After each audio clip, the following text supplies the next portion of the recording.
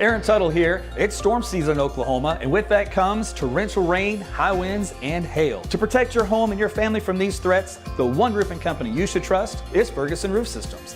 They've been providing the best in roofing services for nearly half a century. Ferguson is Oklahoma's full-service roofing company, certified with an A+ Better Business Bureau rating and a 5-star rating on Google. And with Ferguson now offering Class 4 impact-resistant shingles, now is the time to trust them with your home's roof. Get started today at FergusonRoofSystems.com.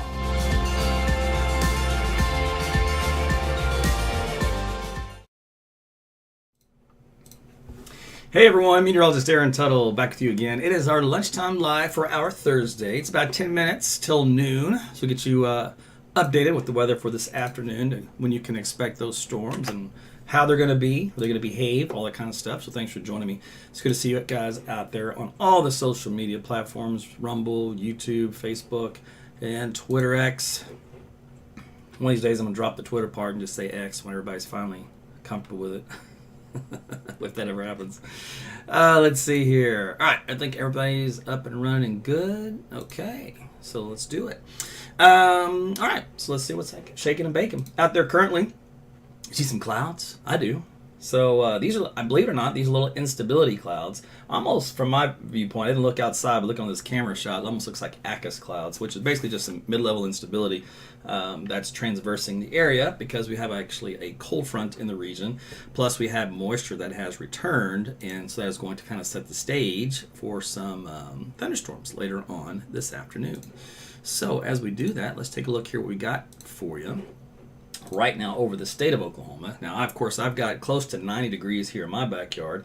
Other areas as well, we're in the mid to upper 80s already around central Oklahoma.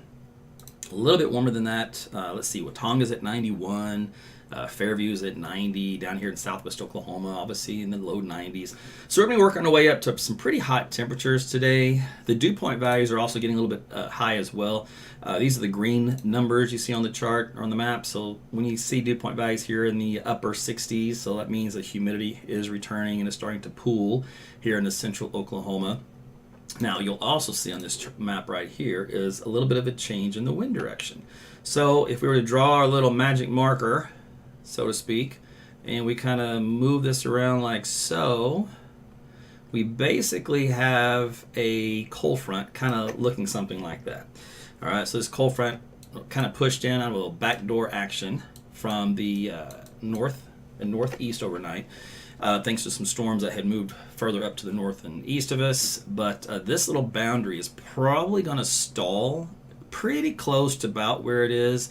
The models will kind of smooth this area out more than likely in this area here, and that'll be the stage. We'll watch for some thunderstorms to develop along this little boundary, probably about as far east as maybe Stillwater, and then as you travel west, more likely in this area, and of course into the Panhandle. So that's where our focus is going to be here for this afternoon.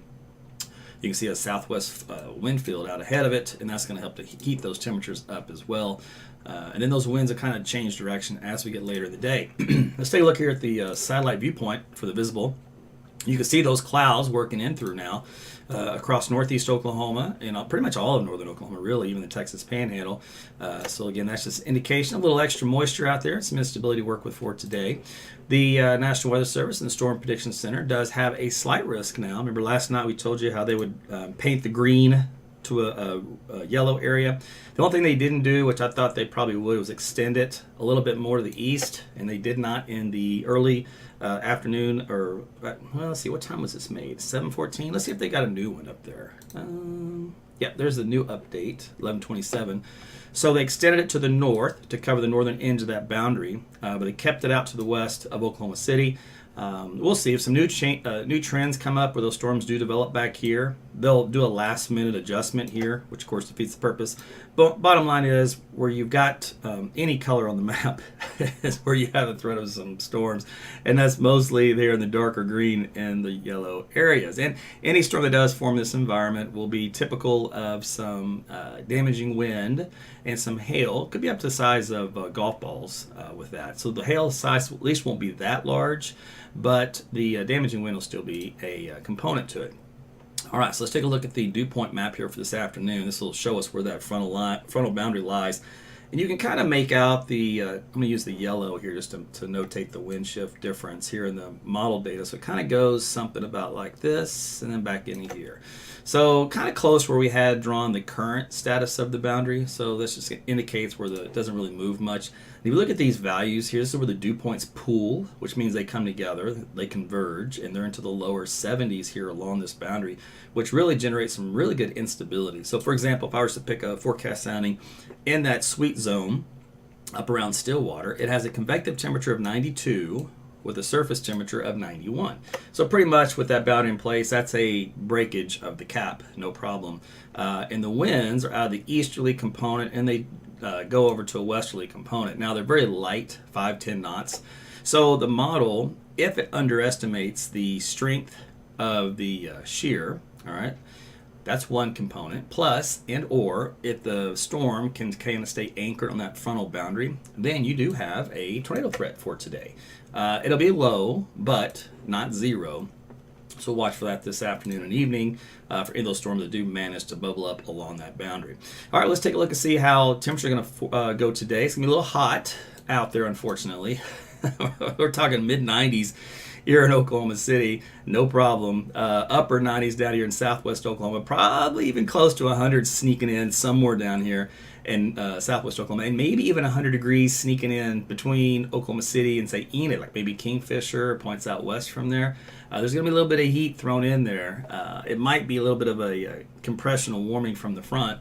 Now behind the front, it's much cooler considering. So there's Bartlesville about 88 and 84, 85 degrees up here in northeast Oklahoma. So a little bit different atmosphere there. When you do factor in the humidity, which by the way, let's do that now. That's not what I wanted. I wanted this one.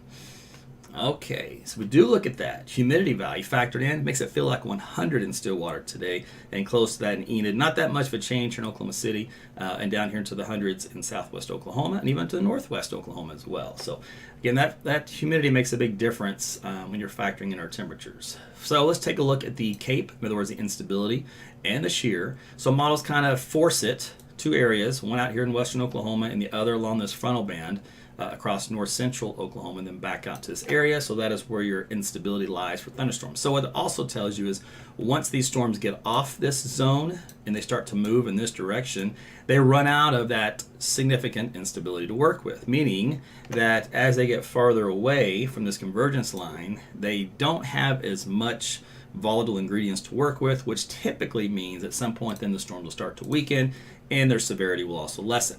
All right, so let's take a look at the WRF today, see how it's going to handle that frontal boundary. And there we go. We've got some storms firing up there. Looks like south of Major County, pretty much just northwest of Kingfisher, Watonga area. And these kind of moving into a south to southeast fashion. This is at 4 o'clock this afternoon. Let's see, there's 5 o'clock, there's 6. So you notice how the eastern edge kind of falls apart, doesn't quite make it into Oklahoma City Metro, but the western side around El Reno, etc., out to Weatherford and I-40 does. See, that's closer to that instability zone. So there's 7 o'clock, for example. There's 8, 9, and if we could go to 10, it would probably have it one more county down and also diminishing. So there you go. So it looks like the majority of the rain today will be kind of on the western half of the state. All right, let's take a look at 3 kilometer NAM here at 6 o'clock. Let's see, there's a hint of some bubbling up at 5 and 6. This one is obviously a little different. There's 7 and 8. It doesn't do much with these storms. It gets it into that area of a little less instability and then vaporizes, whereas more storms keeps firing out across western Oklahoma and into the Texas Panhandle through the evening hours. There's some activity, elevated stuff behind the front in Bartlesville. Let's see here, another cluster at 4 or 5 o'clock in the morning. Now, models had hinted there might be some late night, over morning, early morning storms, or at least, heavy showers, let's put it that way. Now, they've changed position. They've been here, they've been here, they've been here, and now they're even here. So there is a signal for a little bit of overnight rainfall tonight, very scattered in nature though. All right, and then let's go to the morning hours. Here comes another little round, looks like late morning of another little signal, some passing showers. Nothing heavy, nothing big, nothing severe. And as we head into Friday evening, there's another signal there for some rain, northwest Oklahoma and into Kansas. And let's see here, that falls apart. by the time we head into Saturday morning. So that's our first overnight go of another MCS event that doesn't quite materialize. We'll have another go at it later. Let's see, for Saturday morning, looks like it tries to, as the sun comes up, we start to destabilize the atmosphere a little bit. Looks like it tries to get some residual showers or thunderstorms, weak ones going at Saturday morning. But otherwise, Saturday itself looks pretty good for the bulk of the day. And there's that signal for maybe a Saturday night, Sunday morning event that will come through. So on our weekend right now, it looks like Saturday morning and Sunday morning are the two time frames to watch for any storm activity as of the early model data so far. The HRRR model has a similar outcome just further west for today. And then there's that little signal, 8 o'clock in the morning, 9, 10, 11, moving through central Oklahoma. There's 2 o'clock. And then that dissipates and moves out of here. Here's that go of it for Friday evening and Friday night to northwest Oklahoma. Kind of falls apart there.